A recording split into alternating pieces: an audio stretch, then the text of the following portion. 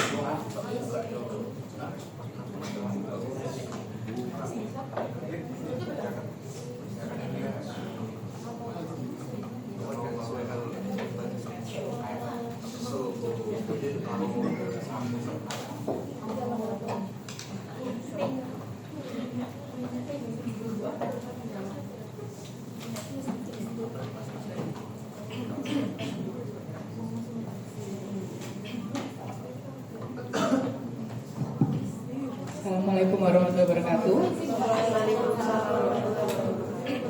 Selamat pagi deh. Hari ini kita memasuki lecture 11 ya, yang harusnya minggu lalu tapi kita reschedule ke hari ini.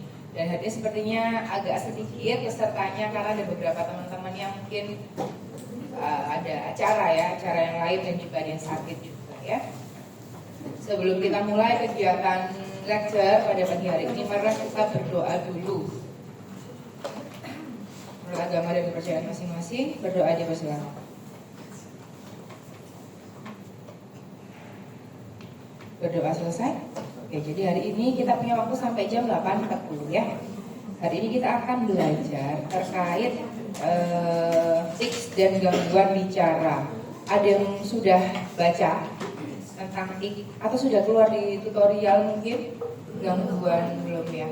Jadi kalau kita bicara tics ini adalah suatu bentuk gangguan motorik gitu. Nanti kita akan melihat apa itu juga sama gangguan bicara. Ya. Untuk LO-nya, tujuan pembelajaran pada pertemuan hari ini adalah ini. Jadi menjelaskan jenis-jenis dari tics. Jadi beberapa macam, ada Tourette syndrome, ada yang vocal tics, ada juga transient tics disorder. Dan jenis gangguan bicara, yaitu uncoordinated speech ya. Nanti kita akan pelajari di belakang. Kemudian kita akan belajar juga terkait pemeriksaan kriteria diagnosis. Jadi nanti ada kriteria diagnosis mana yang termasuk gangguan-gangguan yang mengarah atau mungkin Tourette syndrome, focal tics disorder, atau mungkin transient tics disorder ya. Dan juga tentu saja tata laksana awal, karena nanti kapan sih kita harus merujuk, kita juga harus tahu ya. Nah, pertama ya.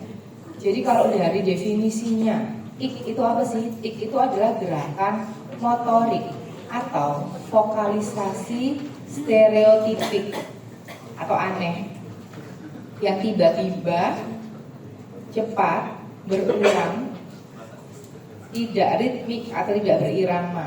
Jadi gerakan-gerakan yang dia itu stereotipis. Stereotip itu dia berulang-ulang ya.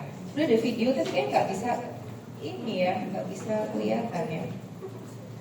Karena dia kan harus slideshow dia. TIC itu mungkin sederhana, bisa hanya melibatkan beberapa otot saja atau suara-suara sederhana, atau kompleks. Kompleks ini dimana dia ada beberapa kumpulan otot yang terlibat, jadi gerakannya lebih besar biasanya, yang terhimpun dalam suatu orkestra. Orkestra itu ya dia bersama-sama, dan suara yang membentuk kata-kata atau kalimat, jadi sering kata-kata atau kalimat. Kita baca-baca dulu aja, nanti kita lihat bentuk videonya seperti apa, semoga bisa dibuka ya. Kemudian pertama ada yang simple atau yang sederhana. Jadi yang sederhana tadi pada umumnya berakhirnya kurang dari 1/10 detik, per 100 detik, jadi cepat banget. Contohnya kayak kedipan mata. Jadi kayak mata ada ya kadang-kadang, itu pernah nggak lihat orang yang tiba-tiba mata tuh kayak gerak-gerak sendiri gitu loh. Ya itu bukan karena dia genit sebetulnya, tapi yang memang karena TIC itu gangguan dari motorik atau kontraksi otot di area apa ini? Orbicularis oculi gitu. Nose wrinkling atau kedutan leher ya. Bahu terangkat-angkat. Ada juga yang sering ada, pernah nggak lihat orangnya? Tiba-tiba dia tuh gini. Ada yang seperti itu. Itu salah satu bentuk dari TIC motorik ya. Wajah menyeringai. Jadi kadang-kadang dia muncul gerakan-gerakan yang dia sebetulnya nggak mau seperti itu, tapi nggak tahu muncul lagi, atau perutnya tegang. Yang sering kelihatan ya yang kayak kedipan mata, bahu terangkat, wajah miring itu masih sering kelihatan. Bisa nggak sih TIC itu sebetulnya dikendalikan deh? Bisa nggak? Kira-kira bisa nggak? Nggak bisa? Ada yang punya jawaban lain? Ada yang setuju bisa? Kadang gangguan TIC ini deh, ini agak mirip sama gangguan kejang yang motorik. Ada kejang motorik ini kejang motorik simplek. Jadi dia simple, jadi tanpa penurunan kesadaran, tapi dia itu ada gangguan gerak. Nah, perbedaannya apa antara gangguan gerak sama kejang kira-kira? Yang pertama, apa? Kalau kejang itu dia saat tidur itu dia bisa muncul. Tapi gangguan gerak, ketika dia motorik, gangguan gerak itu ketika tidur itu pasti hilang. Mau dia seheboh apa waktu bangun, pas tidur dia akan hilang, nggak akan muncul gerakan sama sekali. Itu termasuk gangguan gerak. Satu lagi adalah kalau dia gangguan gerak, jadi ini kan termasuk gangguan gerak ya, kena motoriknya, itu bisa ditahan atau bisa dikendalikan. Tapi gini, Pak coba Pak, ditahan Pak, jangan gerak Pak. Bisa dia, tapi capek lama-lama. Tapi kalau kejang, mau dia nahan kayak gimana nggak bisa sama sekali. Jadi kalau TIC itu dia masih bisa. Kadang ada yang tanya, ini kenapa ya, ini kejang nggak dong gitu. Biasanya kalau anak-anak itu juga agak sulit kalau anak-anak ya, karena kadang-kadang kan nggak kooperatif kalau anak-anak. Tapi kalau dewasa masih bisa kita cek gitu. Jadi kalau dia misalkan bisa menahan gerakan itu, walaupun cuma sebentar ya, karena pasti kelelahan yang terjadi kalau dia nahan terus. Itu gangguan gerak. Ada juga yang kompleks ya, TIC. Ini durasinya yang pertama biasanya lebih panjang. Biasanya berakhir dalam detik atau lebih lama lagi. Contohnya apa? Gestur tangan, lompatan, kadang dia melompat, sentuhan, penekanan, kontorsi wajah, senyum berulang-ulang kepada suatu objek, jongkok atau menekuk lutut. Jadi dia itu gerakannya itu dia kalau cuman simple atau simplek itu kan cuman gerakan-gerakan ringan dan bentar doang, gerak-gerak kayak getar-getar gitu. Tapi kalau ini dia gerakannya lebih kayak suatu gerakan yang dia kompleks, jadi menggunakan beberapa kelompok otot untuk bisa melakukan gerakan yang tik motorik. Kemudian ini salah satu bentuk dari tik motorik yang kompleks ya, namanya adalah kopropraksia sama ekopraksia. Apa bedanya? Ini biasanya kalau yang kopropraksia itu gestur yang tiba-tiba vulgar dan mengarahnya ke bentuk seksual biasanya. Ada lagi ekopraksia. Nah, nanti ada lagi temannya dia. Tadi kan ada motorik vokal, satu lagi tadi motorik, satu lagi vokal. Ada lagi temannya nanti koprolalia. Itu juga. Jadi dia vokal tapi dia lebih ke arah kayak apa ya? Kayak bicara-bicara tapi dia itu kayak jorok gitu, kayak ngomong jorok. Itu karena apa? Itu penyakit sebetulnya.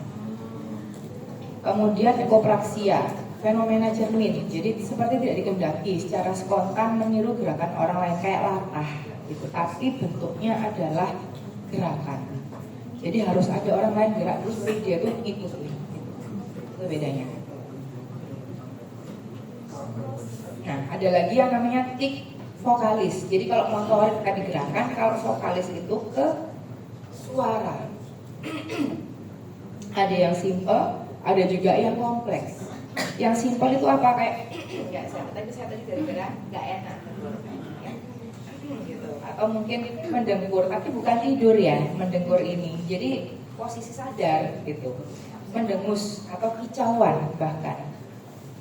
Ada orang-orang yang sering, yang paling sering itu mendengus gitu.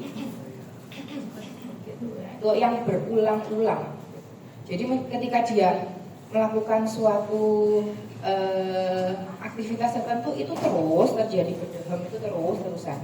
Kalau yang kompleks biasanya dia sudah ada ucapannya, sudah membentuk kata atau membentuk suatu kalimat. Contohnya ekspresi spontan dari satu kata atau frase, atau dia speech blocking, atau tiba-tiba nadanya suaranya berubah, ada penekanan atau volume suaranya berubah ketika dia berbicara. Nah, ada kalau tadi kan praksia, kalau motorik atau gerakan itu praksia. Kalau misalkan suara namanya adalah lalia. Nah, tadi lawannya tadi ada ekopraksia, ada ekolalia, gitu. Ada juga kopropraksia, ada juga koprolalia.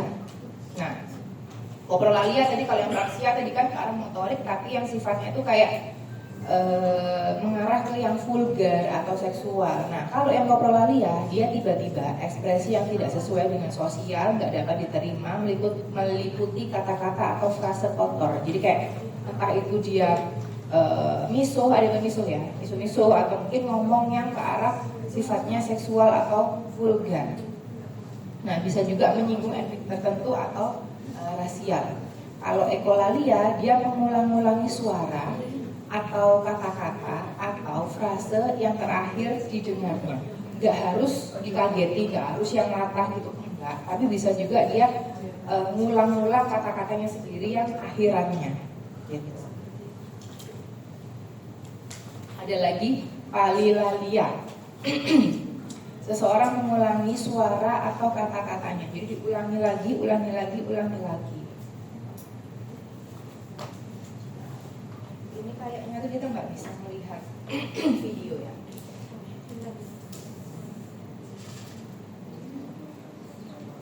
Ini gimana supaya yang di sini kelihatan di sini, tau nggak? Maksudnya?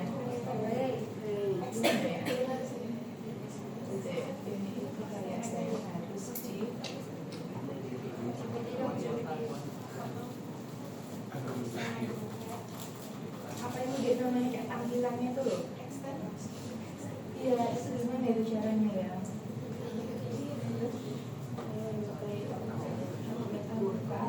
Setting ya harusnya ya. Nah, setting.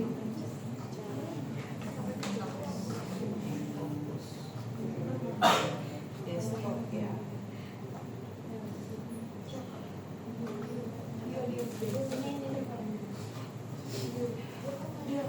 bisa extend ya?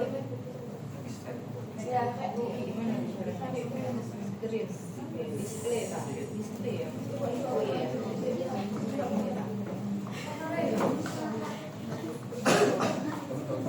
Nah ini dia.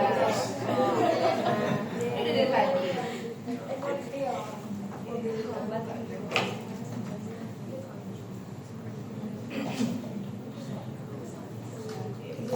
Beneran apa enggak? Beneran ya. Nah, mic-nya ya. Ini gimana sih dia kalau ini? Bisa disambungin ke Ini gimana ya? Itu bisa disambungin ke sini. gimana caranya? Gimana? Bluetoothnya ada. Ada sih. Harusnya ada.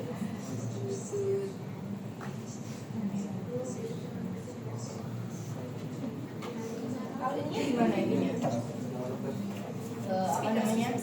Mic-nya ini di mana sih? Mic-nya ini speakernya ada ya? Speakernya mana speakernya? iPhone di mana? iPhone, MacBook di mana sih, Dek? Padahal bisa disambungin.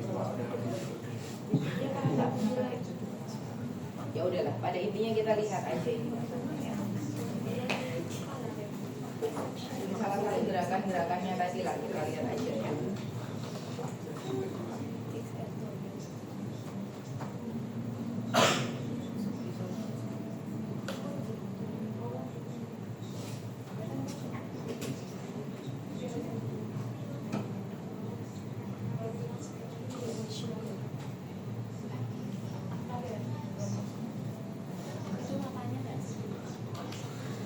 Untuk mata ya, udah tadi.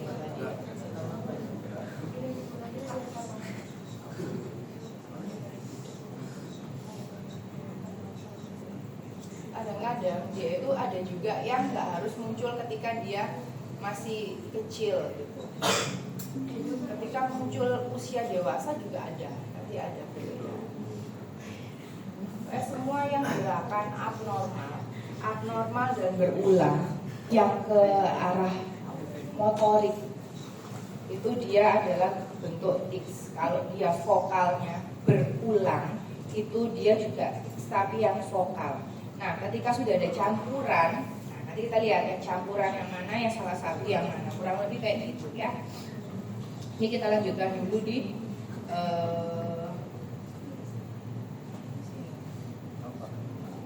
kita lanjutkan dulu di sini karena lumayan agak banyak.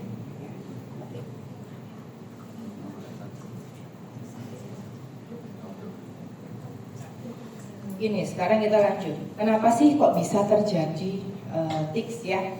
Jadi tics itu lebih sering terjadi ketika seseorang itu sebetulnya dalam kondisi yang rileks ya. Jadi masih tidak dalam kondisi yang dia kontraksi berlebihan. Contohnya pas nonton TV, pas membaca yang santai ya, bukan membaca yang dia terlalu fokus gitu.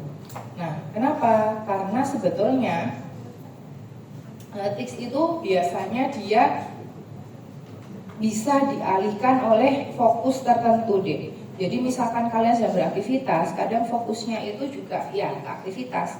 Mirip-mirip sama nyeri lah. Kalau nyeri kadang-kadang ada yang bertanya kenapa nyeri itu muncul kok pas saya nggak ngapa-ngapain ya. Ya karena ketika kamu ngapa-ngapain itu sebenarnya nyerinya juga ada, cuman nggak terlalu kalian perhatikan. Dan juga tics itu dia akan memburuk selama periode stres. Jadi kayak anxiety gitu jadinya gerakan-gerakannya itu seperti anxiety yang ke arah motorik tadi. Kriteria diagnostiknya itu apa? Nah sekarang itu sebenarnya sudah ke DSM 5 ya yang terbaru ya kalau nggak salah ya. Ini masih keempat. Nah, nanti kita review lagi ya. Kalau PDGJ masih yang ke-3 ya dari dulu ya. Dari saya sekolah dulu masih nggak berkembang yang ke PDGJ. Jadi keduanya baik tics motorik dan vokalis itu dapat terjadi satu atau berulang kali selama sakit, selama periode muncul ini kondisi sindrom ini terjadi. Nah, walaupun tidak selalu bersamaan ya. Tik itu mendadak, cepat, berulang, non ritmik, gerakannya motorik stereotipik atau vokalisasi. Jadinya ini, intinya itu yang ini, mendadak, cepat, berulang, terus non ritmik, jadi nggak ritmis, jadi nggak harus terjadi. Justru kalau yang ritmis itu dia kejang, kalau non ritmis itu gangguan gerak. Kemudian bisa terjadi beberapa kali dalam sehari. Kemudian bisa terjadi selama jangka waktu lebih dari 1 tahun. Ada juga selama periode ini tidak pernah ada periode bebas tik lebih dari 3 bulan berturut. Jadi dalam 1 tahun itu dia gerakannya muncul terus, nggak ada fase bebas gerakannya. Kalau gangguan gerak ini sekali-sekali, kadang-kadang ya pasiennya pernah hilang nggak gerakannya. Sering dong, kalau biasanya sehari mungkin muncul 3 kali, atau mungkin pas lagi kondisinya lagi happy, lagi nggak stres, mungkin bisa sebulan nggak muncul sama sekali, atau mungkin dia semakin lama kok semakin sering gerakannya. Nah itu nanti kaitannya kadang-kadang dengan kita pemberian suatu tata laksana. Konsep bisa sebelum usia 18 tahun. Kemudian gangguan tidak disebabkan oleh efek fisiologis langsung dari suatu zat, misalnya stimulan atau kondisi medis umum, contohnya Huntington atau encephalitis post-viral. Nah, misalkan ada orang tanya, tremor ya, tremor itu kan salah satu bentuk gangguan gerak, atau mungkin bentuk-bentuk yang sifatnya mengarah ke gerakan. Nah, kadang-kadang tremor itu juga penyebabnya kan dari penyakit-penyakit yang terjadi itu biasanya apa kalau tremor? Tiroid, hipertiroid itu biasanya membersamai si tremor. Tapi kalau yang membersamai tik ini biasanya ada penyakit yang namanya Huntington atau encephalitis post-viral. Jadi dia mengganggu di pusat yang mengatur gerakan di bagian otak, sehingga yang terjadi adalah muncul tics. Kalau misalkan ada 2 penyakit ini, ya berarti kita nggak bisa mendiagnosis ini sebagai suatu tics yang motorik atau yang vokalis gitu. Jadi yang memang diagnostiknya adalah penyakit Huntington dengan gangguan gerak. Frekuensi dan durasi. Seseorang mungkin merasa perlu untuk melakukan tik berulang-ulang atau dengan cara tertentu sampai telah dilakukan tepat. Kadang ada ya yang mereka nggak nyaman kalau itu tidak dilakukan, nggak nyaman. Contohnya gerakan-gerakan bahu. Berhenti diam bisa, tapi nggak enak, nggak nyaman rasanya. Kemudian tik sering dipancarkan dalam serangan satu atau beberapa tik, dipisahkan oleh periode tanpa tik berlangsung beberapa detik sampai 1 jam. Jadi dia tidak ritmis, suka-suka, tapi bisa muncul berkelompok beberapa kali, terus berhenti, nanti muncul lagi, tapi dia nggak ritmis. Kalau kejang itu dia ritmis, gerakannya selalu sama, temponya selalu sama, berhenti ya berhenti, kejang ya kejang. Tapi kalau tik enggak. Kemudian tics biasanya menghilang selama tidur, ya.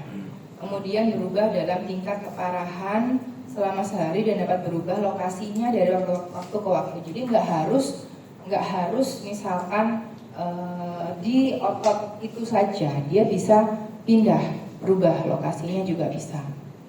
Kemudian tics dapat bervariasi dalam frekuensi dan cetusan tergantung dari keadaan. Mungkin di sekolah lebih sering munculnya, atau mungkin di rumah malah lebih sering di rumah bisa. Kadang-kadang kan pengaruhnya dari stres tadi.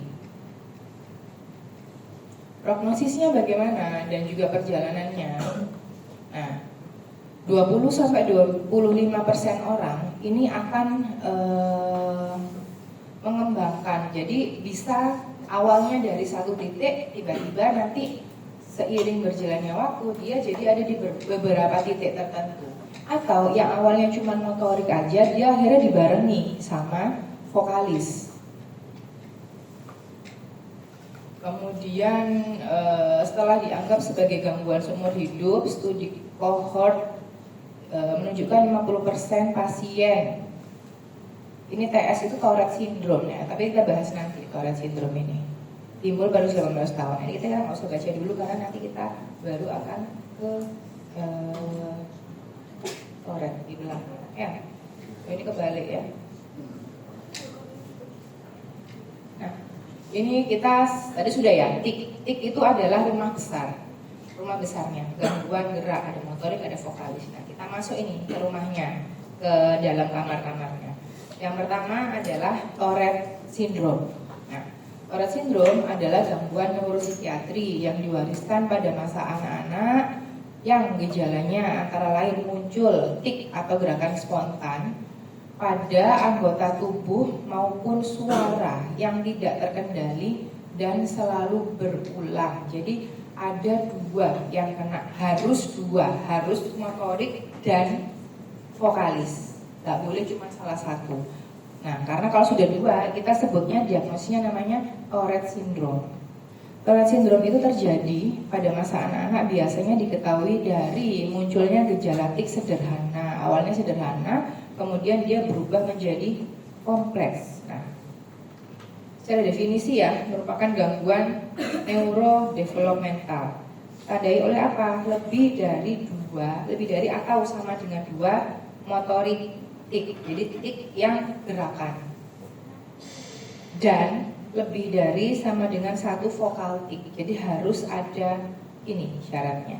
Kemudian berlangsungnya lebih dari 1 tahun. Ketika belum 1 tahun masih belum bisa didiagnosis sebagai suatu Tourette syndrome. Kemudian onsetnya, munculnya itu sebelum usia 18 tahun. Jadi pasti pada usia remaja bisa atau bahkan mungkin lebih muda lagi di anak-anak. Dan tidak boleh disebabkan oleh zat atau penyakit medis lain. Jadi secara fisik, secara pemeriksaan fisik itu harus normal. Ini sejarahnya ya. Pada intinya adalah, nah karena dia disebut Tourette, tahun 85, dokter Perancis, Tourette ini, dia menggambarkan 9 kasus dengan sindrom yang sekarang membawa namanya. Jadi dia menemukan 9 kasus ini yang terjadi pada anak-anak di Perancis. Kemudian dia meneliti itu, melakukan riset ya, sehingga namanya sekarang diambil menjadi nama penyakitnya, yaitu Tourette syndrome. Secara epidemiologi, prevalensinya sekitar 0,3 sampai 1% dari anak usia sekolah. Nah, ternyata laki-laki itu lebih banyak daripada perempuan. Usia tersering usia 5 sampai 7 tahun, puncak keparahan usia di usia 10 sampai 12 tahun, dan biasanya dia membaik saat dewasa. Memang lama ya proses pemulihannya untuk gangguan gerak itu. Jadi kadang ada yang kontrol sembuh-sembuh ya, karena memang secara perjalanannya dia lama. Dia memang terkait faktor usia juga gitu. Semakin lama tapi semakin dia dewasa nanti pemulihannya juga biasanya akan lebih baik. Ini juga sama epidemiologinya. Nah, secara patofisiologi itu ada beberapa gangguan yang terjadi. Pertama, ada di sirkuit kortiko, striato, talamo, kortikal. Ya, kenapa? Yang terjadi apa? Jadi yang terjadi adalah disfungsi dari basal ganglianya. Basal ganglia kita tahu kan untuk mengatur apa deh salah satunya? Gerakan yang apa? Ya, jadi dia untuk koordinasi yang ganglia basalis. Jadi gangguan disfungsi ganglia basalis selain di sini juga didapatkan pada Parkinson disease. Ya. Nah, adanya apa? Menyebabkan apa? Gangguan inhibisi motorik. Inhibisi kan berarti dia menyetop, jadi menurunkan gerakannya. Nah, ada gangguan dalam itu, jadi dia gerakannya menjadi eksitasi. Itu eksitasi. Kalau misalkan pada Parkinson yang muncul adalah tremor. Nah, pada kondisi tik yang muncul, kondisi tik sini yang muncul adalah gerakan-gerakan di bagian otot-otot tertentu. Kemudian di neurotransmitternya terjadi hiperaktivitas dari dopamin. Sementara dari faktor genetiknya biasanya ditemukan riwayat keluarga yang juga mengalami tics biasanya. Jadi ada sekitar 50% itu keluarganya juga mengalami kondisi serupa. Nah, gimana kita tahunya dari mana? Kita lakukan beberapa pemeriksaan. Salah satu yang paling penting adalah MRI, dan kita pilih yang fungsional ya, karena kalau fungsional kita bisa lihat secara lebih mendetail mengenai fungsi-fungsi dari bagian otak.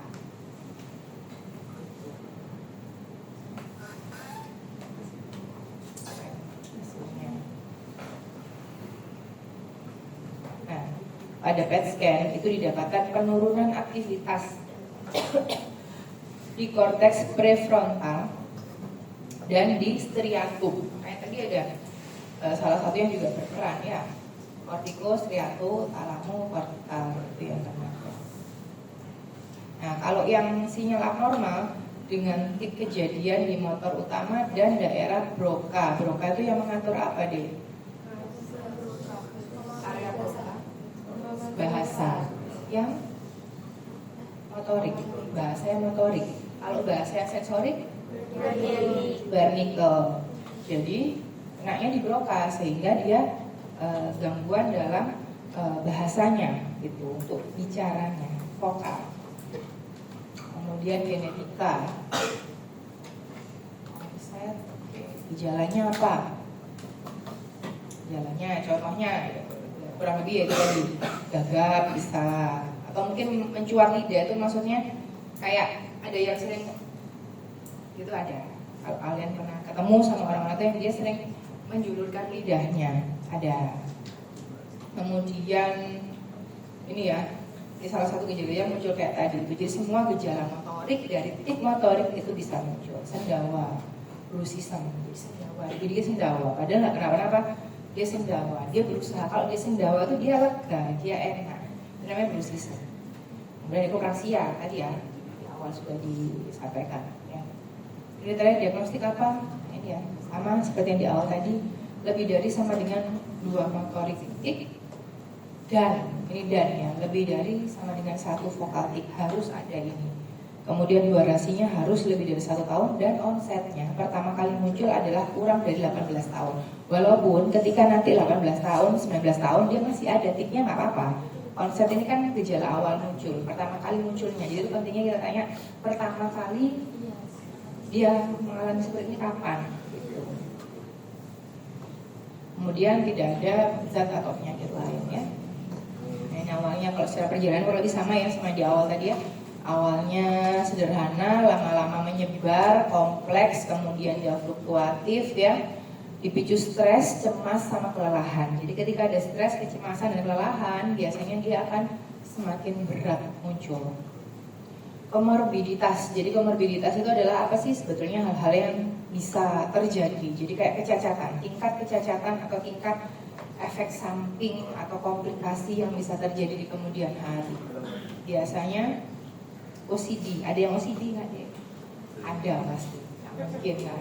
Mahasiswa FK itu kebanyakan OCD ya. Harus perfeksionis, nggak bisa aku harus ngelihat ada yang rapi banget, ngelihat sesuatu kayak misalkan ada lukisan agak miring, nggak bisa dia, nggak tenang hatinya dia, pengen benerin. Salah satu bentuk OCD juga loh yang kayak gitu ya. Jadi jangan sedih, kita tuh sebetulnya ketika kita mencari tahu lebih dalam, lebih detail lagi, pasti ada di PPDGJ 3 atau di DSM 5 tuh ini apa gejala yang kita punya gitu. Ada kita gangguan kejiwaan ada sebetulnya, jadi jangan sedih ya. Asal kita masih bisa kontrol, tidak mengganggu kegiatan sehari-hari, kondisi sosial, kondisi aktivitas bagus, nggak masalah. Tapi ketika nggak bisa, OCD-nya berlebihan banget sampai mengganggu, nah itu mungkin butuh ke profesional. Terus ADHD ini juga bisa terjadi ya. Terjadi sekitar 8-80%, cukup banyak ya, variatif. Komorbiditas lain-lain juga bisa, sehingga menyebabkan seringnya terjadi adalah gangguan kecemasan, depresi, sama gagap. Nah, biasanya orang-orang dengan tik ya, kadang-kadang secara sosial kan dia dianggap aneh, terus dia dianggap tidak biasa. Kadang kalau masih anak-anak itu masih belum paham, jadinya dijauhi sama temannya. Nah itu yang akan menyebabkan jadinya dia malah mengalami yang namanya kecemasan, anxiety bisa, depresi, sedih bisa, atau jadinya malah gagap atau stuttering. DD-nya apa? DD-nya ya teman-temannya ya, yang di belakang. Transient tic disorder, vocal tic disorder, motor atau vocal tic disorder, stereotype movement disorder, mioklonus sama Korea. Nah, gerakan-gerakan yang jadi lagi gangguan gerak deh, mirip seperti tic yang motorik kompleks, tapi dari penyakit Huntington namanya Korea. Jadi kayak menari, itu bentukannya. Mirip. Prinsip tata laksananya apa? Nah, tidak semua pasien perlu obat. Pertama tuh yang penting adalah edukasi. Ya, edukasi pasien, orang tua, sekolah. Kenapa? Karena ya rata-rata onset yang terjadi kurang dari 18 tahun. Jadi lingkungan sekitar juga harus paham gitu, orang tua dan juga sekolah. Kemudian ke behavioral therapy, habit reversal training sama comprehensive behavioral intervention for tics. Jadi intervensi-intervensi yang sifatnya ke kondisi kesehariannya dia. Pengobatan, ini edukasi tadi, dan ada farmakologinya juga. Kalau ringan kita nggak perlu sih ngasih terapi obat-obatan. Tapi kalau memang dia cukup mengganggu ya, cukup meresahkan gitu, harus dapat obat juga. Alpha 2 agonis bisa, kemudian neuroleptik ya. Biasanya antipsikotik generasi pertama dengan potensi tinggi, haloperidol, nah itu bisa kita kasih. Cuman memang ya efek-efek sampingnya dari obat-obatan psikotik itu atau neuroleptik itu juga biasanya ya lumayan mengganggu keseharian. Jadi kalau misalkan nggak terlalu penting, biasanya nggak usah dikasih karena kan usianya juga masih usia anak-anak gitu. Atau agen dopaminergic lainnya, metoclopramid juga bisa dipertimbangkan, flunarizin, naloxone, opiat, SSRI bisa dipertimbangkan. Prognosisnya ya 50% membaik signifikan saat dewasa. Kemudian ada juga yang dia menetap, jadi 20-30% itu menetap ringan, 10-20% itu berat persisten. Tergantung juga dari komorbiditas. Ada nggak? Kalau nggak ada komorbiditas, dia akan semakin bagus prognosisnya. Tapi kalau komorbiditas yang lain, dia semakin buruk. Contohnya, komorbiditasnya yang muncul adalah depresi. Nah, ketika stres, pasti itu akan muncul lagi. Itu akan lebih sulit untuk disembuhkan. Sekarang kita lanjut ke chronic motor off vocal tic disorder. Jadi ini atau ya sebetulnya ya, yaitu bisa salah satu atau bisa dua-duanya sebetulnya. Dan terjadinya itu dia kronik atau kronis. Nanti kita lihat secara kriteria diagnostiknya bedanya apa sama yang Tourette ya. Yaitu gangguan tik motorik atau tik vokal, tapi tidak keduanya. Oh, tidak boleh salah satu, tidak boleh dua-duanya deh ternyata. Kalau keduanya itu harus Tourette, salah saya. Diagnosis ditegakkan bila sindrom Tourette tidak memenuhi syarat. Kenapa? Kalau tidak memenuhi syarat, karena Tourette kan harus dua-duanya. Gitu. Kalau yang ini dia salah satu. Nah, sebetulnya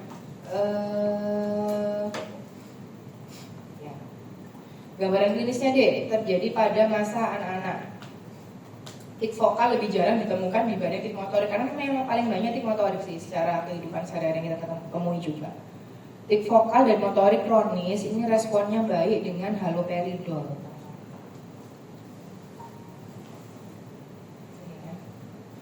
Ini gangguan neurodevelopmental, tandanya apa?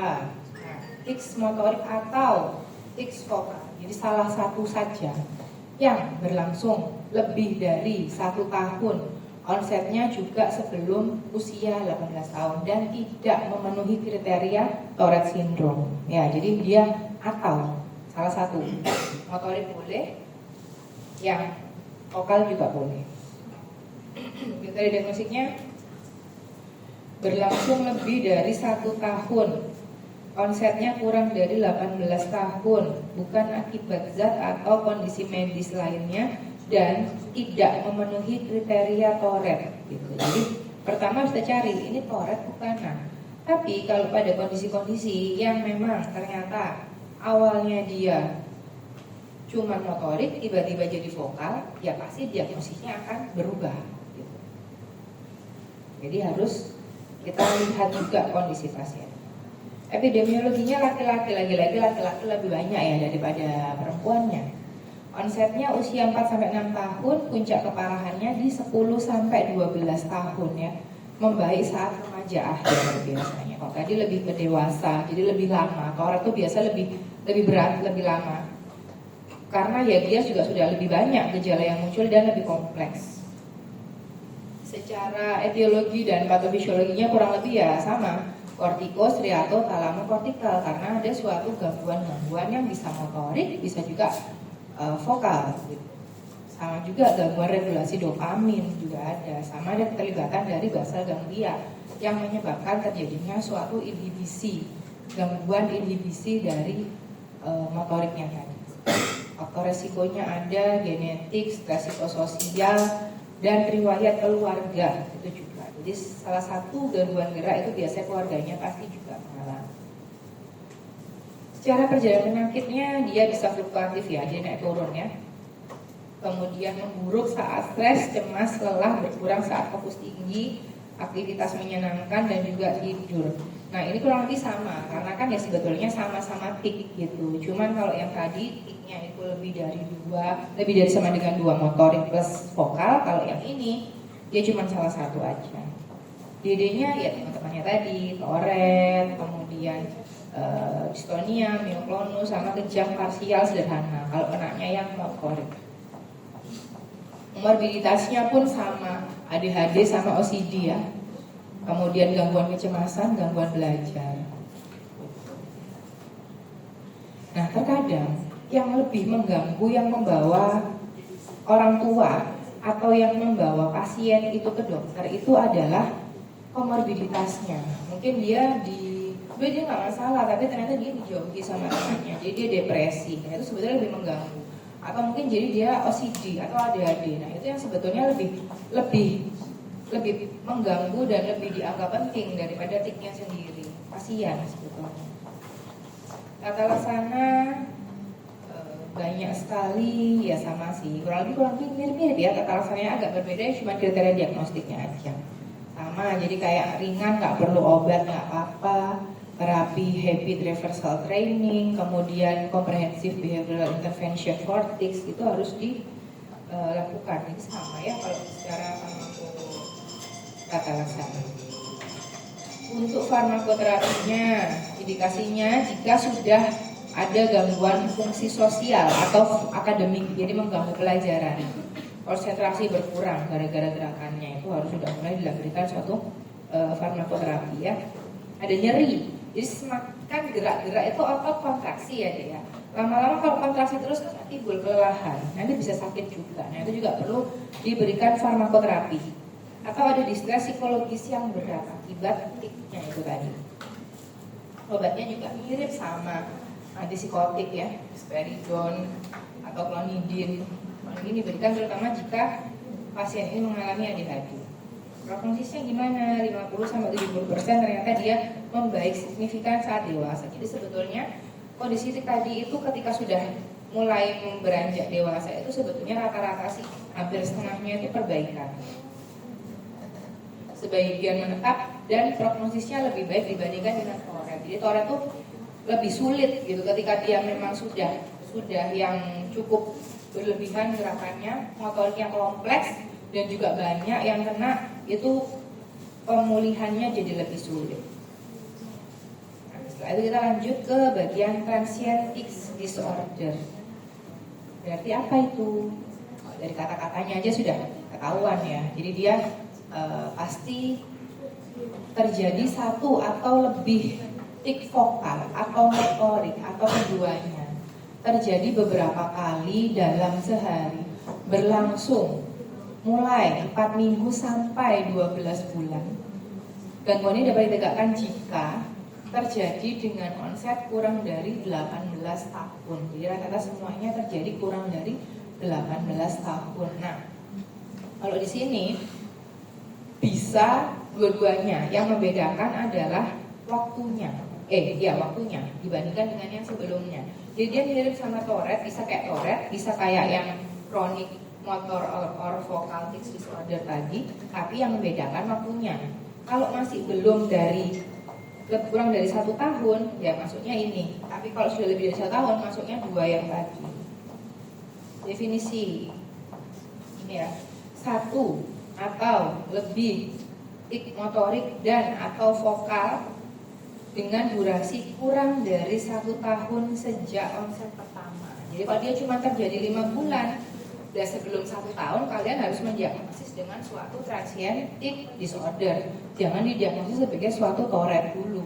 Tapi kalau sudah lebih dari 1 tahun menetap, ya kalian harus diagnosis sebagai suatu Tourette syndrome.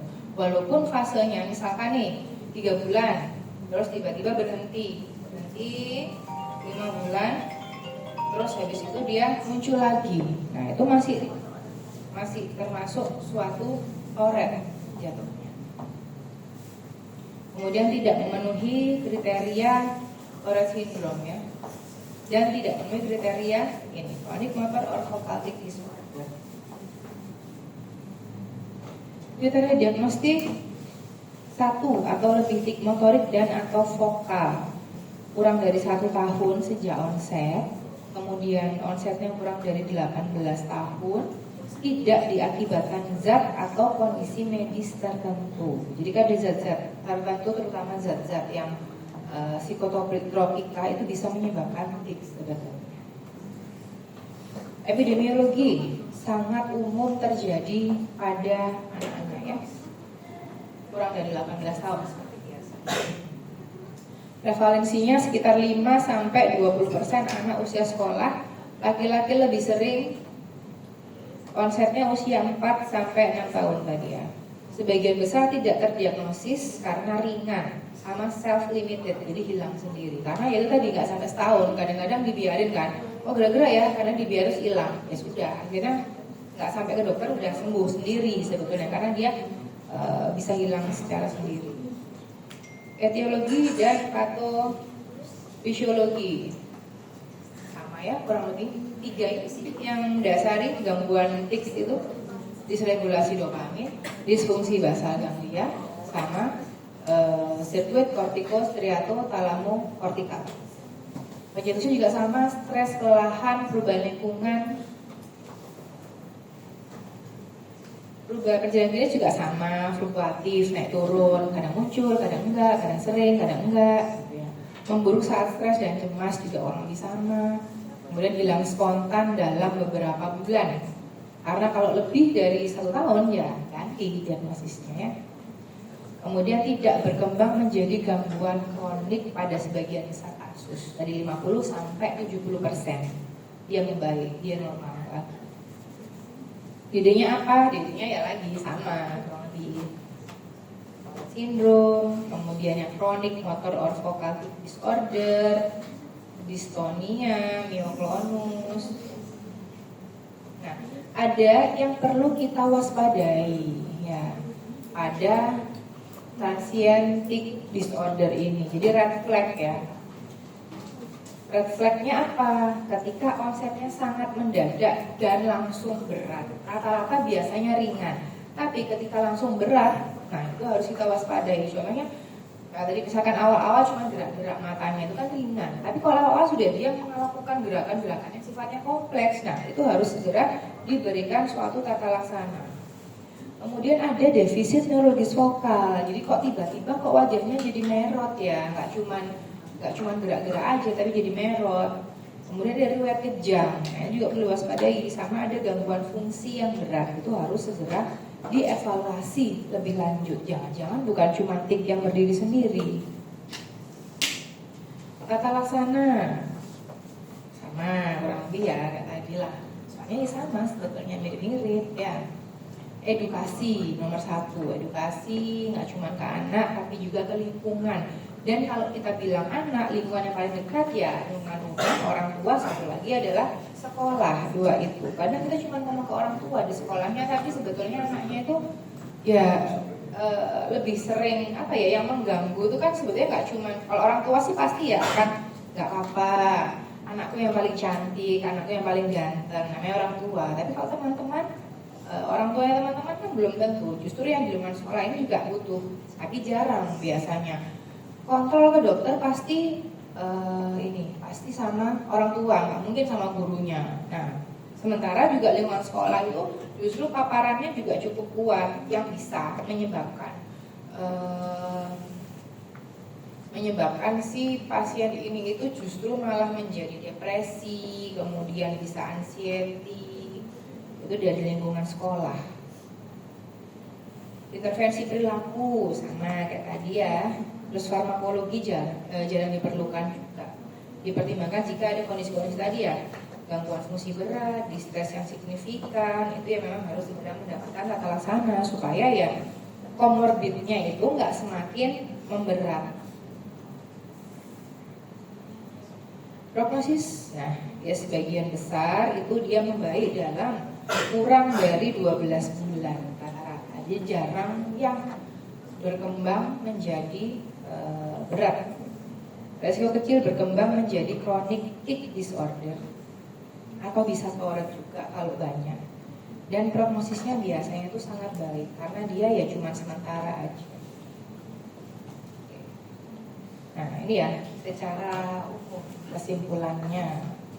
Jadi durasinya kalau semuanya kalau dari onset ya semuanya itu kurang dari 18 tahun.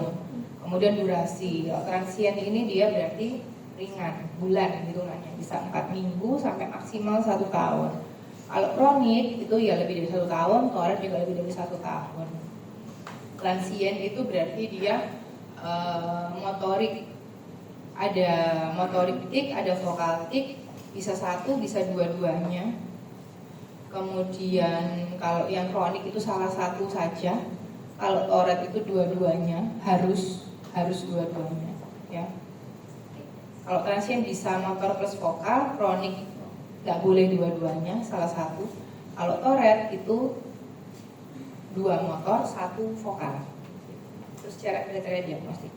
Selebihnya untuk kondisi-kondisi tata laksana, patofisiologi dan sebagainya itu sama, karena rumah besarnya tadi sama, ya. Kemudian kita masuk ke materi berikut, yaitu gangguan bicara atau uncoordinated speech. Berbeda antara gangguan bicara dan juga gangguan berbahasa. Nanti kita lihat. Definisinya apa? Definisinya adalah gangguan bicara ya. Jadi adalah gangguan keteraturan atau koherensi dan logika pembicaraan. Biasanya berkaitan dengan gangguan proses pikir, bukan disebabkan oleh gangguan artikulasi murni seperti disartria. Jadi kayak pelo pada pasien-pasien dengan stroke itu kan disartria, yang nggak bisa ngomong R itu bukan. Jadi bukan termasuk itu. Nah, dalam psikiatri manifestasi dari thought disorder.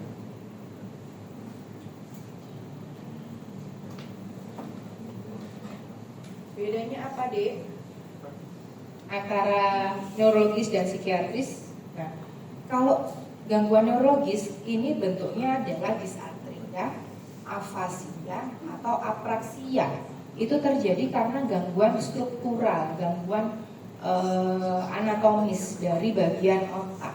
Nah, kalau psikiatris itu tadi kan tadi gangguan dari isi pikir. Ya, siapa harus ya tadi ya?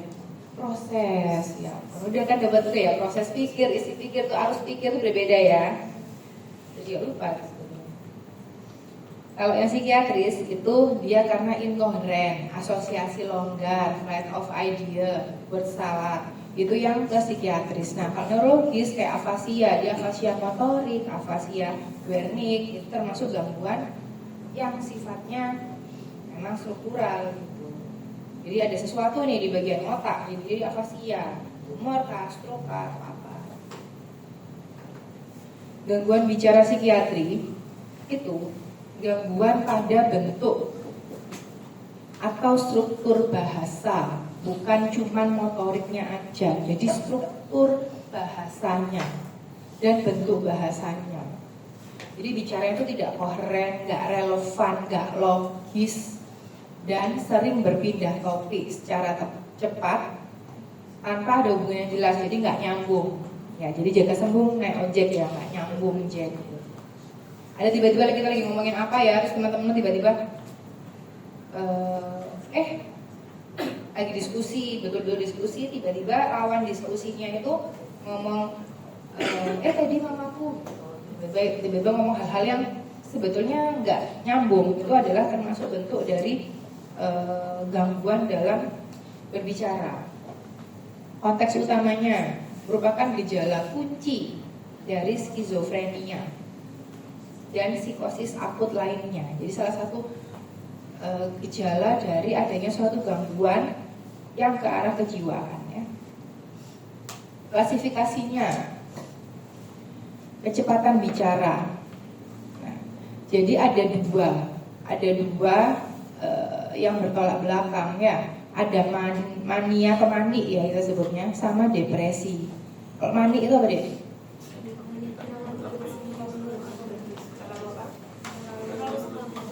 Happy, euforia. Kalau depresi, ya terlalu sedih. Jadi kadang-kadang kalau ada seseorang bilang bipolar, nah bipolar itu adalah suatu kondisi yang dia tidak pada tempatnya, dia tiba-tiba happy, terus tiba-tiba dia bisa sedihnya tapi berlebihan. Gitu. Beda kayak misalkan kalian, nilainya lulus langsung, nilainya bagus banget, happy, itu wajar ya. Tapi nggak ada apa-apa, tiba-tiba dia tuh kayak happy banget, kayak too much lah untuk happy-nya, dan juga sedihnya juga berlebihan dan kontras banget. Nah itu biasanya adalah kepribadian yang sifatnya bipolar. Volume, monoton atau whispering.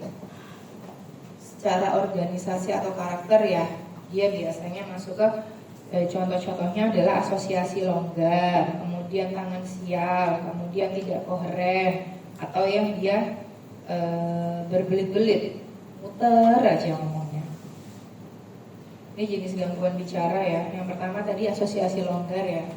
Itu dia berpindah dari satu topik ke topik lain tanpa hubungan yang logis. Gitu. Jadi dia ngomongnya itu nggak terarah. Contohnya misalkan nanti kan kalian pasti tahu pasien itu ketika kalian anamnesis. Nah kalian tanya apa, tiba-tiba dia ngomongin apa, itu kan tidak nyambung. Kalau inkoherensi itu kata-kata yang diucapkan acak dan tidak membentuk kalimat yang berarti. Nanti kita lihat contohnya di belakang. Kemudian ada lagi yang namanya neologisme, membuat kata-kata baru yang hanya dimengerti pasien. Jadi kata-kata bukan umum kata-katanya. Dia bikin sendiri, untuk dia sendiri, cuma dia juga yang paham. Blocking, tiba-tiba berhenti. Blocking bisa jadi pada apa? Kalau lagi ditanya, apa deh jawabannya? Blocking. Dia tiba-tiba mendadak ya. Tapi kalau itu ya bukan yang blocking karena psikiatri, tapi ya memang blocking. Blockingnya karena belum baca dok. Kalau yang blocking ini dia ditanya cerita ya, biasanya dia cerita. Kalau pasien psikiatri lebih cenderung kan dia cerita sebetulnya. Tiba-tiba dia diam. Loh, kenapa pak? Kok tiba-tiba berhenti? Kemudian plan association, jadi bicara berima tanpa makna. Lihat ya, pertama incoherent. Ini pembicaraannya nggak bisa dipahami. Ide tidak saling berhubungan, nggak ada struktur logis. Sering terjadi pada episode psikotik yang berat atau skizofrenia disorganisasi. Contohnya gimana? Nih, contohnya adalah saya makan buku karena hujan itu segitiga. Apa artinya? Nggak tahu, karena dia pembicaranya nggak bisa dipahami. Ya cuma pasiennya doang yang paham. Itu berarti incoherent. Ya. Jadi nggak bisa dipahami, nggak saling berhubungan, nggak logis. Kalau asosiasi longgar, jadi dia tadi hubungan antar ide itu lemah, jadi dia gampang berpindah dari satu topik ke topik yang lain. Masih ada sedikit keterkaitan, tapi nggak relevan, nggak logis gitu. Contohnya, dokter itu baik itu seperti langit biru karena laut. Lah, sedikit keterkaitan, baik sama baik, langit sama langit, tapi kan nggak nyambung kalimat ini. Kalimat per kalimat ini kan tidak ada hubungannya satu sama lain gitu. Jadinya itu masuk ke asosiasi yang longgar. Contohnya word salad. Ini kata-katanya itu acak tanpa struktur kalimat, jadi bukan SPOK. Jadi asal ngomong aja, kata-katanya pun juga nggak nyambung dan tidak bermakna, khas pada skizofrenia. Misalkan apel, tidur, meja, itu kan nggak ada SPOK-nya juga, jadi dia tidak ada suatu kalimat yang terbentuk, nggak ada strukturnya dan nggak dipahami. Ada lagi flight of idea. Ini sering biasanya kita gunakan sebagai ya guyonan. Kalau misalkan ada salah satu yang lagi ngobrol apa, tiba-tiba dia ngomongin yang lain ya temannya ini.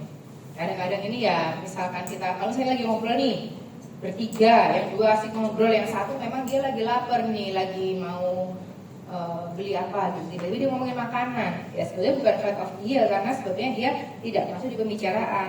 Tapi yang dimaksud flight of idea adalah misalkan dia habis ngomongin apa, terus dia tiba-tiba ngomongin yang lain. Bicaranya cepat banget, idenya loncat-loncat. Jadi itu tidak terjadi satu kali, terjadi beberapa kali. Terus nanti lagi, berpindah lagi. Bapak tadi kesini sama siapa? Oh tadi saya sama bapak saya naik motor. Coba diceritakan perjalanannya gimana. Tadi saya naik motor. Terus habis itu di jalan saya ke Pak Polisi, Pak tadi pagi itu ibu saya masak enak banget loh. Enggak, itu masih nyambung ya agaknya. Atau mungkin kemarin loh tiba-tiba teman saya itu cerita bahwa kakeknya meninggal. Terus tiba-tiba dia pindah lagi nih ke yang lain. Kayaknya saya tahun depan mau pergi deh ke luar negeri. Nah, itu kan sesuatu hal yang nggak nyambung gitu, ditanya apa, dia nyambungnya apa gitu. Jadi betul-betul tidak ada kaitannya sama sekali. Khas pada episode manik yang dalam. Jadi dia kadang ini, dia biasanya kan cepat meloncat-loncat tuh dia lagi fase eksitasi lah. Bisa jadi pada gangguan bipolar. Kemudian plan association. Udah selesai belum ya? Kita tutup kalau kaget. Sholat duha kayak. Oh, ini hubungan berdasarkan bunyi, bukan makna ya. Jadi rhyming speech contohnya rumah. Ini sering terjadi pada orang-orang yang manik atau psikosis. Jadi dia ngulang-ulang kata-kata ini yang sama rimanya. Rimanya sama rumah. Tapi kata ya, bukan pantun ya. Kalau pantun itu kan ya memang ada maknanya. Tapi kalau ini nggak ada maknanya, cuma kata aja. Kayak misalkan kursi, kurang, apalagi purpur gitu. Kemudian ada lagi yang namanya tangan sial. Jadi jawabannya itu tidak langsung ke pertanyaan, nggak ke topik awal.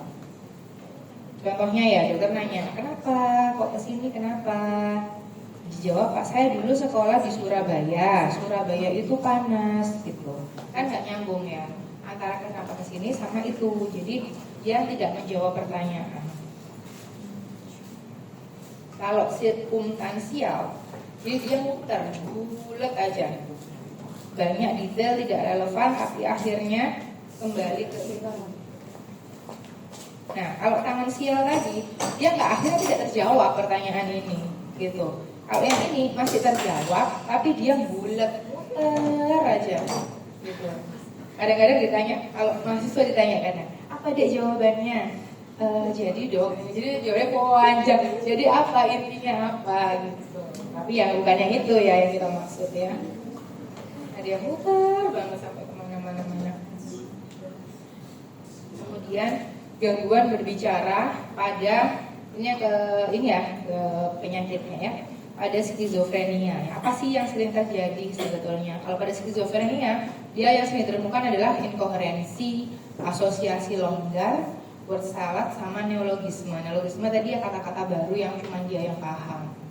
Itu merupakan bagian dari gejala disorganisasi. Ini sering yang terjadi pada pasien-pasien dengan skizofren. Jadi kalau ada kalian pasien-pasien ketemu orang-orang seperti itu, nah harus diwaspadai ya. Kalau manik, apa yang sering terjadi? Manik ini kan gangguan bipolar ya. Biasanya flight of idea tadi, pressure of speech, atau plan association. Jadi ini yang sering muncul pada pasien-pasien dengan episode manik di gangguan bipolar. Jadi kan bipolar ada episodenya, episode manik, ada episode depresifnya. Biasanya disertai oleh mood elevated, jadi dia moodnya naik. Kemudian ketika terjadi fase manik itu deh, dia sampai mengalami penurunan kebutuhan tidur, bisa nggak tidur berhari-hari dia. Kalau yang di sini nggak bisa tidur berhari gara-gara belajar mungkin ya. Yang ini berbeda. Kemudian gangguan bicara pada delirium, ya tahu ya delirium ya. Jadi yang kayak mulai mengalami penurunan perubahan dan penurunan kesadaran itulah. Biasanya kata-katanya inkoheren yang fluktuatif. Jadi dia nggak nyambung, kadang-kadang kayak melantur, kita bilangnya melantur lah. Yang fluktuatif naik turun, kadang melantur, kadang enggak, kadang melantur, kadang enggak. Kemudian disorientasi. Apa itu disorientasi? Ada waktu, ada tempat, ada orang. Ya, jadi dia nggak kenal, nggak tahu ibunya siapa. Ini siapa? Tanya saya siapa? Oh, kamu teman saya SMP. Dia lihat pas temannya SMP, bukan ya salah kan jawabannya. Ya. Ini pagi apa siang? Kita tanya juga ya. Gangguan atensi dan juga onsetnya biasanya akut ya. Harus dibedakan dari psikosis yang primer. Nah, kenapa sebetulnya bicara itu bisa tidak terkoordinasi? Nah, kalau pada kondisi psikiatrik ya, yang terjadi itu adalah perubahan fungsional, jadi fungsi pada otak terkait neurotransmitter, dopamin biasanya. Dopaminnya ini berlebihan dan terjadi penurunan fungsi kognitif. Nah, DD-nya apa? Ini kalau DD-nya, kalau kita DD dengan kondisi organik ya, atau kondisi yang ke arah struktural, itu bisa jadi afasia. Kadang-kadang itu kan mirip ya, antara yang mungkin inkoheren sama afasia sensorik, tapi harusnya beda sih, tetap beda. Jadi kalau bedanya di mana? Jadi contohnya, bukan. Kalau itu lebih ke yang tangensial tadi. Ditanya apa, jawabannya apa. Ya, kan afasia itu kan kalau yang vertikal itu kan dia afasia sensorik, jadi dia nggak tahu nih, nggak paham, tapi ngomongnya ya lancar-lancar aja. Ditanya apa, jawabannya apa. Tapi kalau yang kondisi afasia, dia memang secara struktural otaknya ada kondisinya, tumor kah, stroke kah, atau yang lainnya. Nah, ketika dia sama ditanya apa, jawabnya apa, tapi struktur otaknya sebetulnya normal. Nah, dia berarti bukan dari penyebabnya, bukan dari organik, bukan afasia, tapi gangguan dalam berbicara. Kemudian dysarthria. Dysarthria tadi kan pelo atau pelat ya ngomongnya, atau intoksikasi zat atau obat-obatan, dan delirium. Jadi kita harus bedakan, kita harus singkirkan dulu diagnosis organiknya. Kalau memang nggak ada, nah itu baru masuk ke arah psikiatri. Uncoordinated speech versus dysarthria, apa bedanya? Kalau yang uncoordinated speech itu otot-otot berbicaranya itu normal, masalahnya itu di proses berpikirnya. Tapi kalau dysarthria itu otot-ototnya yang mengalami gangguan. Jadi memang gangguan motorik dipersarafi. Kalau lidah kan motorik dengan fus berapa? Lidah hipoglossus ya 11 ya. Nah kalau psikiatrik normal sebetulnya lidahnya nggak cadel dia. Mekanisme neurobiologisnya apa? Ini yang terlibat ya. Jadi ada disfungsi korteks prefrontal, kemudian gangguan konektivitas frontotemporal, kemudian hiperaktivitas dopamin mesolimbik. Ini jadi dopaminnya ini banyak. Dan juga disregulasi dari noradrenalin. Gitu. Jadi dia panik. Evaluasinya gimana? Jadi dari amnesis sama kita lakukan pemeriksaan Pertama kita evaluasi dulu bicaranya, apakah bicaranya logis atau tidak. Kemudian ada nggak perpindahan topik yang ekstrim? Kalau ada perpindahan topik tapi masih ada kaitannya, ya berarti nggak apa-apa. Tapi kalau tiba-tiba berubahnya itu jauh banget, ya kita harus mulai kita waspadai juga. Kemudian evaluasi dari isi pikir, apa itu? Biasanya ada waham. Saya itu ada ya yang percaya saya itu nabi loh. Enggak, kamu bukan nabi, kamu manusia. Tidak, saya itu nabi. Jadi paham yang kepercayaan yang tidak bisa dipatahkan. Jadi orang lain mau bilang apa dia nggak peduli, pokoknya dia percaya akan hal itu. Kemudian evaluasi persepsi, di halusinasi, nah terutama auditorik yang membuat pasien bicara sendiri. Jadi halusinasi itu kan ada beberapa ya Dek ya. Yang sering apa? Sama? Visual itu sering. Nah, halusinasi kalau yang kita lihat ya, jadi ada juga halusinasi yang disebabkan oleh intrakranial atau organik atau struktural. Biasanya tapi yang visual itu lebih mengarah ke gangguan struktural atau gangguan sesuatu di dalam otak. Jadi kalau pasien ini, saya tadi lihat itu dok, lihat ya, kita kan ngomong medis ya, kita ngomong ilmiah ya. Siapa tahu memang ada yang punya kemampuan ya kita nggak tahu gitu ya. Cuman ketika dia bilang, saya tadi melihat ada asap, saya melihat rumah saya terbakar, gitu. Nah itu kan berarti halusinasi yang sifatnya visual. Kalau gitu kita harus make sure dulu bahwa otaknya nggak apa-apa, bahwa strukturalnya itu normal. Kita harus cek dulu. Gitu. Tapi kalau misalkan saya dengar ada bisikan, ada orang bisikin saya, ada orang bilang disuruh lompat ke jurang, misalkan gitu, itu kan termasuk auditorik. Nah, lebih banyak yang diakibatkan oleh psikiatri itu adalah halusinasi yang auditorik ini sebetulnya daripada yang visual. Visual rata-rata memang dari struktural di dalam otak, tapi yang auditorik kemungkinan besar adalah dari psikiatri.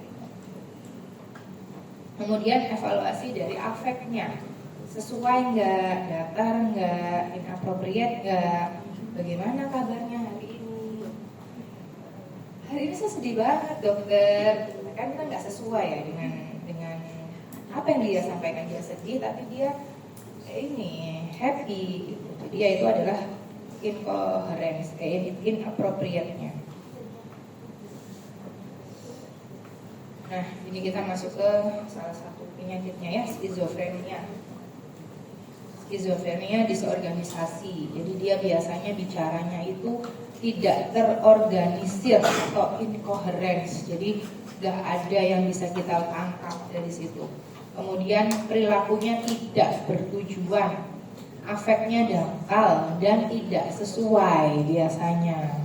Kemudian onsetnya biasanya lebih muda dan prognosnya lebih buruk daripada tipe yang paranoid. Jadi biasanya terjadi pada usia-usia muda ya, skizofrenia. Jadinya apa? Afasia, disartria, intoksikasi zat, delirium, sama gangguan kognitif mayor. Jadi DD-nya ya yang ke arah organiknya. Laksananya apa? Yang pertama adalah tergantung dari penyebabnya itu apa deh. Jadi kan berbeda ya antara kondisi-kondisi yang psikiatrik nih, ada yang manik, ada yang depresif, ada yang juga psikosis, ada juga yang delirium. Kita harus obati sesuai dengan kondisinya. Misalkan pasiennya dalam kondisi psikosis atau manik, kita berikan antipsikosis atau mood stabilizer. Tapi kalau kita misalkan kasih pasiennya dalam kondisi depresif, terus kalian kasih antipsikotik, terjadi kan tambah turun lagi. Kalau ini kan untuk menurunkan tingkat kemaniannya. Kalau kalian pada pasien depresif dikasih yang ini, ya malah sedih lagi, dia malah turun lagi moodnya. Kalau delirium dia sesuai dengan penyebab medis ya. Ya, stabilisasi, kemudian farmakoterapi bisa dengan antipsikosis, contohnya risperidon, olanzapin. Kemudian terapi bicara atau terapi okupasi, itu untuk meningkatkan komunikasi fungsionalnya dia. Jadi terapi juga penting ya, nggak cuma obat aja. Dan juga psikoterapi atau rehabilitasi ya. Jadi terapi kognitif untuk memperbaiki kemampuan berpikir yang terorganisir. Jadi ketika seseorang ini mengalami gangguan-gangguan, itu sebetulnya bukan cuma obat-obat yang diperlukan, tapi juga harus ditata. Caranya gini loh, kita harus tunjukkan yang betulnya itu yang mana. Karena kalau cuma dapat obat, tapi pasien ini nggak ngerti seharusnya seperti apa, ya yang terjadi adalah tidak akan perbaikan. Kemudian refleksnya apa? Curiga penyebab organik jika yang pertama onsetnya mendadak, yang kedua fluktuatif, ada gangguan kesadaran, jadi pasiennya tiba-tiba nggak sadar. Kemudian ada defisit neurologis vokal dan riwayat trauma atau infeksi. Jadi kalau ada kondisi-kondisi ini kita jangan dulu bilang psikiatrik. Banyak juga yang beberapa tuh, oh ini kayaknya stres, kayaknya psikiatrik atau apa. Nah sebetulnya kita harus untuk sampai bisa kita menentukan ini kayaknya ke arah stres atau kecemasan atau psikiatrik. Nah kita memang harus make sure bahwa kita pastikan banget bahwa nggak ada penyebab organik atau strukturalnya gitu. Karena pasien itu sebenarnya kita itu kan dia karena memang butuh bantuan, karena orang-orang ini biasanya nggak ada yang percaya, ini orang di rumah nggak ada percaya, jadi kita memang harus betul-betul meyakinkan. Enggak kok, contohnya GERD ya kadang-kadang kita sebutnya kan psikosomatis ya, jadi kayak sebetulnya nggak sakit tapi dia merasa sakit gitu. Nah ya memang periksa dulu fisiknya benar-benar sakit nggak. Kalau memang fisiknya benar-benar sakit ya mungkin kombinasi stresnya dia iya ada, terus ininya juga ada, kondisi-kondisinya juga ada. Tapi kalau memang dari fisiknya benar normal, nah baru bisa kita sampaikan bahwa mungkin ada kondisi-kondisi psikiatri yang memang butuh dibantu oleh profesional. Jadi kita rujuklah ke dokter SPKJ. Jadi kesimpulannya ya, jadi kalau uncoordinated speech itu adalah manifestasi dari gangguan proses pikirnya, bukan gangguan artikulasi ya. Sering terjadi pada skizofrenia, manik, delirium. Evaluasi melalui MSE dan tata laksana sesuai dengan etiologi dan juga gejalanya apa yang muncul. Mungkin nggak sebetulnya dua kondisi terjadi bersamaan ya, mungkin. Banyak juga pasien-pasien epilepsi itu dia juga mengalami gangguan dalam psikiatriknya gitu. Jadi banyak gitu.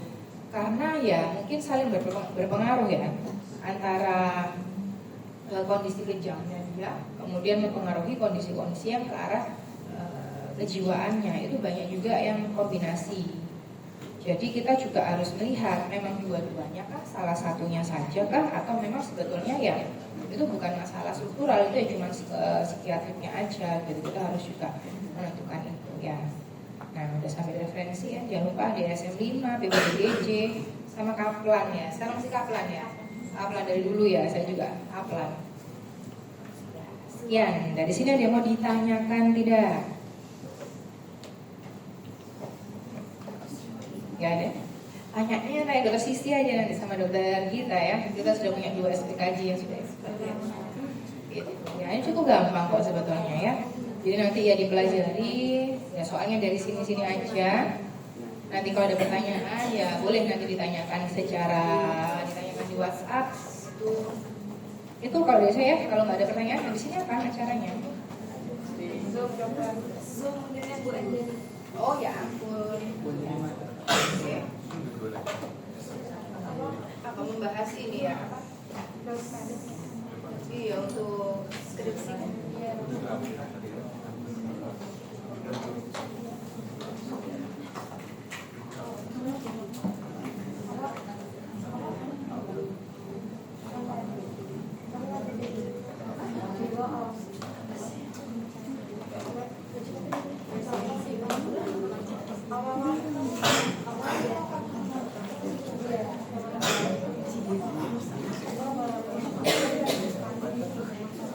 Itu deh kalau dari saya. Nanti ya kalau ada pertanyaan bisa disusulkan juga Bapak ya. Kita akhiri dulu ya karena sudah pas jamnya, jam 8. Kita akhiri dulu dengan doa ya. Sebelum kita akhiri kegiatan untuk lecture pada pagi hari ini, mari kita berdoa dulu menurut agama dan kepercayaan masing-masing. Berdoa dipersilakan. Selesai, sekian dari saya. Assalamualaikum warahmatullahi wabarakatuh.